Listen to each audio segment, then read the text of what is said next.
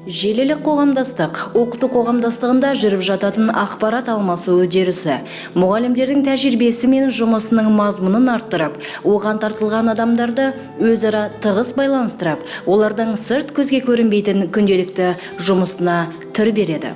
Шапағат желілік қоғамдастығы Талдықорған қаласының номері 6-шы, 7-шы, 9-шы, 11-шы, 15 және 26 мектептерінің арасында 2 жылдан бері жұмыс істеп келеді.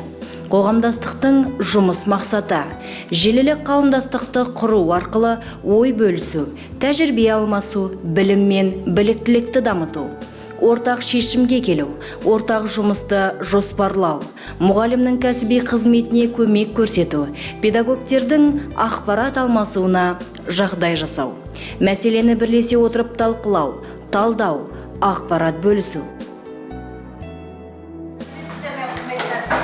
Бүгінгі біздің желілік қоғамдастық бойынша өткізгелі отырған семинарымызға қош келдіңіздер. Олай болса, болашақтың бүгіннен де нұрлы болуына ықпал етіп, адамзат қоғамының алға апаратын құдіретті күш тек білімде ғана. Бүгінгі алдымызда тұрған өзекті мәселелердің бірі сабақта берілетін кері байланыс.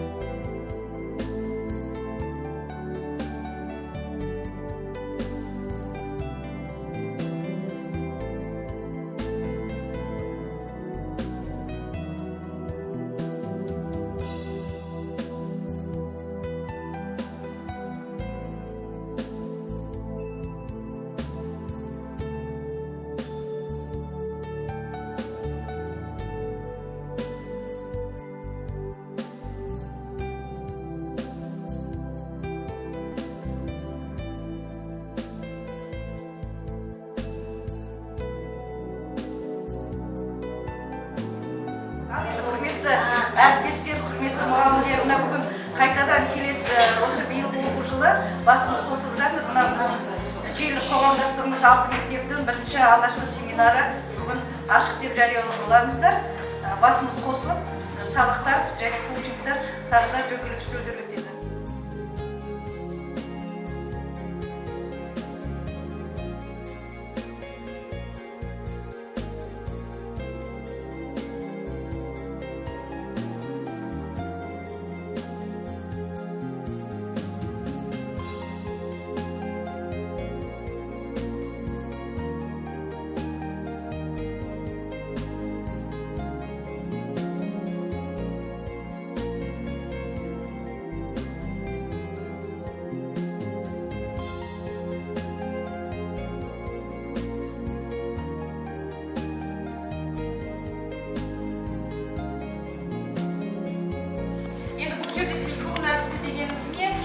Яғни бұл қандай да бір жаңа мәліметтерді немесе идеяларды қандай да бір сұрақ-жауаптар арқылы қорытынды ойға жетелейді, иә?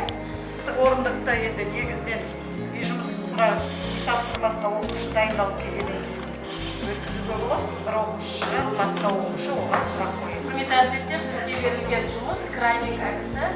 Бұл енді скрайбинг деген ағылшын тілінен аударғанда қиын нәрсені оңайлату деп берілген, және де өте түсіндіру, беру оңай деген мағына береді. Сонымен қатар бұл әдістің өте бір тиімділігі бұл сабақтың басында да, сергіту кезінде де, психологиялық ахуал тудырушы сыныпта қолдануға, ортасында да, соңында да қолдануға өте тиімді. Құрметті әріптестер, бүгінгі біздің мектепке берілген қалыптастырушы бағалауға байланысты дайындап келсеңіздер деген.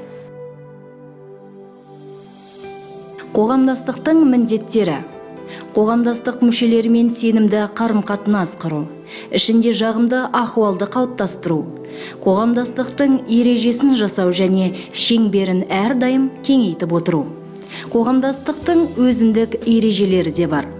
Олар: әрбір мүшесі шынайы көзқараста болуға міндетті.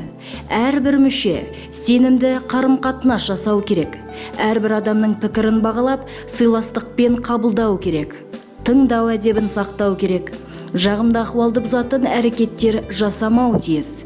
Көзбе-көз қарым-қатынастарда желілік байланыс кезінде жоғары мәдениет сақталуы тиісті.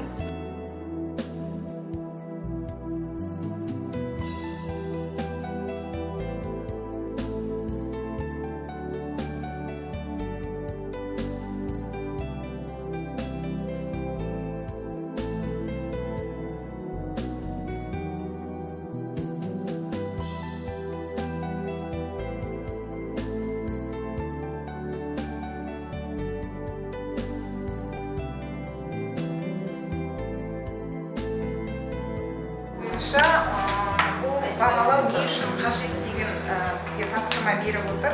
Біздің топтың ойы бойынша ол оқушылардың мотивациясын көтеру. Біздің ойымызша топта жұмыс жасап оқушылардың үйренуіне, сөйлеу дағдысын қалыптастыруға оқушы өз жетістіктерін көре алатындай жағдайда болады деп Енді осы кісілердің пікірін бірінші, екінші топ бағаласа, иә? Бірінші топ бас бармақ арқылы, екінші топ бағдаршам арқылы. Жасымен көтересің, тұрып сөйлеп жатқан сияқты. Сіздер жауап берген толық, нақты жауап береді. Жалпы біздің алдына жасалған келсе. Бастама көрсетіп жатырмыз, өте керемет. Тиянақты ойды жеткізеді. Біздің топ мынадай мұғалім оқушының күнделікті дайындығына арттыру, ынтасын арттыру және тақырыпты меңгеру білу үшін және қызығушылығын ояту оқушы жетістігі осы негізі жүреді. Жақсы. Ал енді сіздер отшашу арқылы. Сіздер тағы да бағдаршам арқылы. ұнады, барлығы болды. Рахмет сіздер.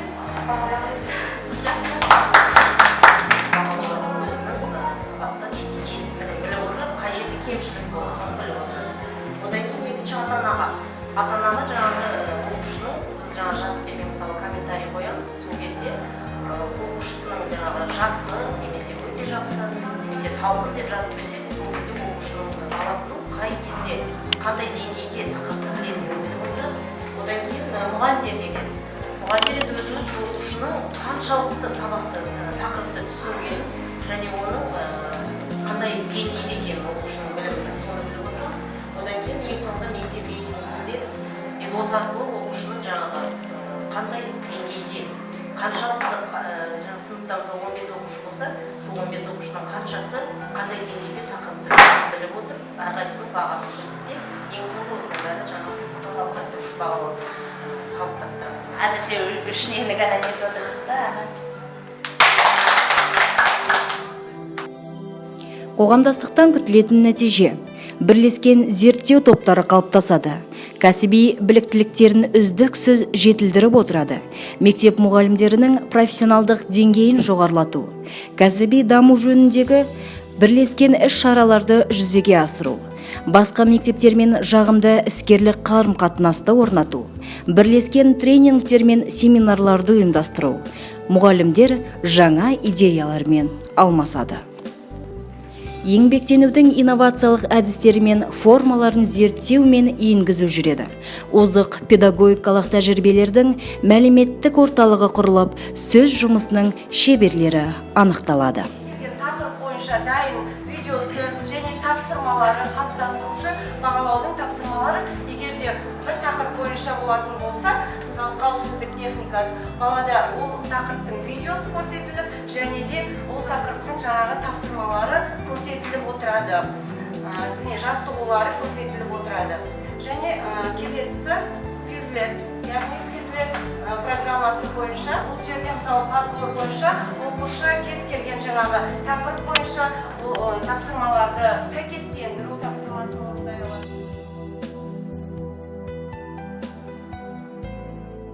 Енді осы тақырыпқа байланысты сіздердің алдарыңызға стикер тастадым.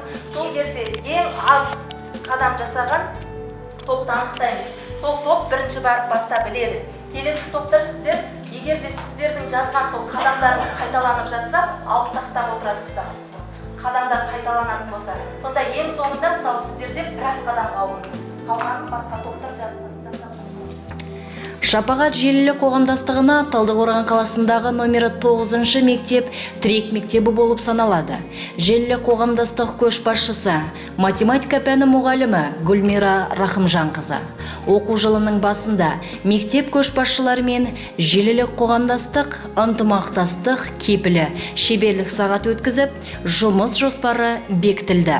Қоғамдастықта кәсіби даму жөніндегі бірлескен іс-шаралар, әртүрлі мектеп мұғалімдерінің кездесулері, конференциялар мен желі ішіндегі оқыту мақсатындағы дөңгелек столдар, бірлескен тәлімгерлік тренингтер, бірлескен жұмыс топтарының жұмысы талданып, қаралып отырды. Критериалды бағалау бойынша пән мұғалімдері үшін әдістемелік қандай көмек керектігі анықталып, кедергілер мен мәселелер анықталды. Сауалнама алу барысында ең алдымен енжарлық, ақпарат алуға дайын, бірақ өз тәжірибесімен бөлісуге дайын емес мұғалімдердің болуы, кейбір педагогтар қоғамдастықта жұмыс жасауды біле білмейтін, олардың акты құзыреттілігін әлі де дамытуды қажет ететіндігі, көптеген педагогтарда уақыттың жетіспеушілігі мен тапшылығы, бос уақыттың болмауы орын алып отырғандығы анықталды. Осы кедергілерді жоюға қоғамдастық жұмысын жандандыру қажеттігі айқындалды. Қоғамдастық жұмысының жандану үшін өзара жаңалықтар мен ақпараттарды алмасу мақсатында ортақ шапағат электронды желі жұмыс жасап жатыр. Тәжірибе алмасу дейді. Жаңа әдіс тәсілдерді үйрену, өзара сабақтасу кезінде мұғалім мен оқушының арасындағы қарым-қатынасты жасау, және жаңашылдыққа іздену, шығармашылықпен жұмыс жасайтын жұмыстарды жандандыру, жас мамандарға көрсету.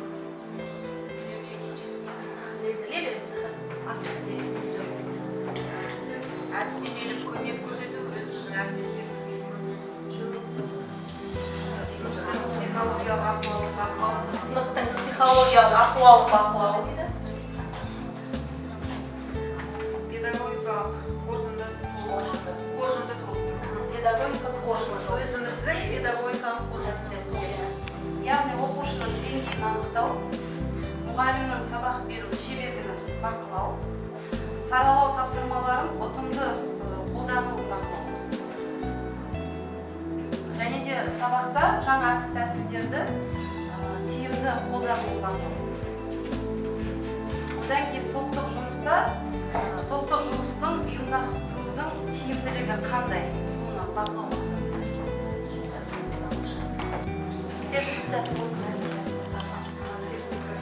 Бірінші саусақпен жасаймыз.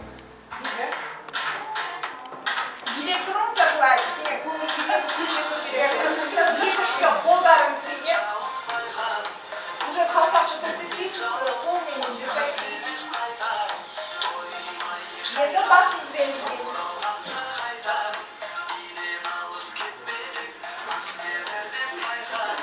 Иықтарымызбен билейміз.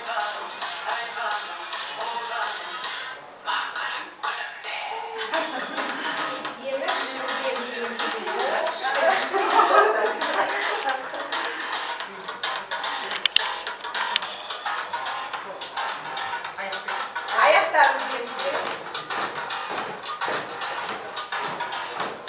Оны жақсы болды, е? Бәрі қосып жіберейік. Бәрі сөйлеп билеп шығарсақ. Бас қол аяқ. Бас қол аяқ.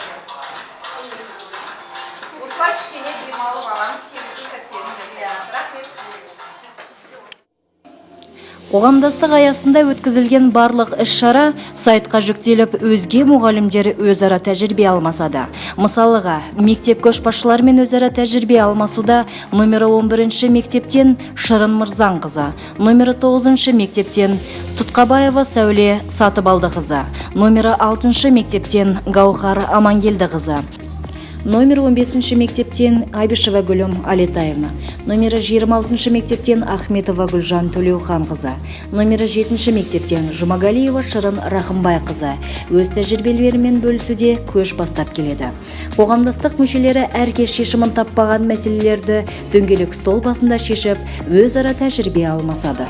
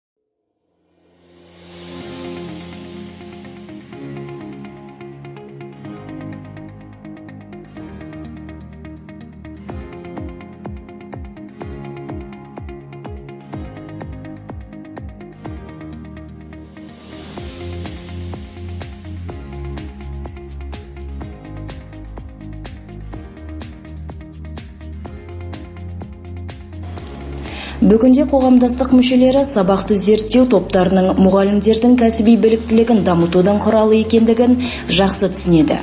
Алдағы уақытта өзара сабақты зерттеу бойынша тәжірибе алмасуды жоспарлауда.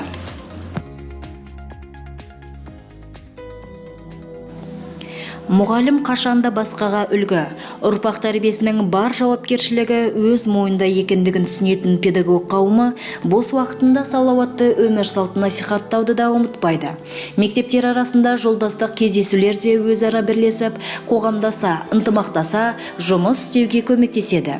Желілік қоғамдастық мұғалімге не береді? Педагогикалық интернет қоғамдастықтар жұмысына қатыса отырып, мұғалім мынандай мүмкіншіліктерге ие болады. Қазіргі адамға қажетті білім, іскерлік сапарларға үйреніп меңгереді. Қызықтырған тақырыбы бойынша ең өзекті ақпаратты ала алады. Тәжірибелі мұғалімдерден кәсіби кеңес пен көмек алады. Әдістемелік қоржынын толтыра алады. Өз материалдарын әлеуметтік желіде жариялайды. Кәсіби конкурстарға қатыса алады. Қандай да мұғалім кәсіби әрекетінің қандай кезеңінде болмасын өз білімін оқып тауыстым, кәсіби тұжырымдамасын қалыптастырдым деп айта алмайды. Желілік қоғамдастық жұмысына қатысу бұл тек уақыт талабы ғана емес, оқу процесіне жаңа стандартты енгізетін кез келген пән мұғалімінің өнімді еңбек етуі үшін қажеттілік болып табылады. Осы орайда қоғамдастық мүшелерінің табысы көңіл қуантады. Атап айтатын болсақ, номері 6 мектеп Түркістан қаласында өткен рухани жаңғыру бағдарламасы білім беруді модернизациялауда 3 тілдіктің маңызы атты республикалық ғылыми практикалық конференциясында Quil технологиясын информатика пәнінде қолдану тақырыбында информатика пәні мұғалімі Рахманова Айзада Кемелахуновна өз тәжірибесімен бөлісіп, жүлделі орынға ие болды. Номері 7 орта мектебінің Жетісу сарбаздары клубы облыстық айбын патриоттық ойындарынан 1-ші орындарды иеленсе, номері 9 орта мектеп мұғалімі Испотанова Лязат Узбековна сабақты зерттеу өзара әрекеттестіктің бастауы атты Шымкент қаласында өткен аймақтық конференциясына қатысып, жүлделі орын алса, Жерұйғым Жетісу атты облыстық фестиваліне қалалық құрама команда болып, номері 9 орта мектебінің оқытушысы Алиева Назым Тұрғанбековна, номері 11 мектеп мұғалімі Сисенбаев Ғалым Жайлаубекұлы, номері 15 мектеп мұғалімі Ташкенова Клара Тұрсынбек қызы 1-ші орынды алды. Биылғы оқу жылында Еркін ауылы Ешжанберлі Қожа ауылы атындағы номері 11 орта мектебі физика пәні мұғалімі Қанат Жақсыбаев республикалық дарынды балаларға талантты ұстаз педагогикалық олимпиадасында кәсіби қарым-қатынаста тәжірибе алмасып, 3-ші орынды иеленсе, аталған мектептің психологы Жанна Алсаева өз біліктілігін көрсетіп, облыстық үздік психолог 2019 байқауында бас жүлдеге ие болды. Желілік қоғамдастық білім беру үрдісінде маңызды қызмет атқарады. Мұғалімдер өз тәжірибесін талдау, талқылау, сараптау арқылы өздерінің күнделікті атқарып жүрген қызметінде жаңашылдық үрдісін қалыптастырады. Желілік қоғамдастық арқылы тұрақты дамуды іске асыруға мүмкіндік мол.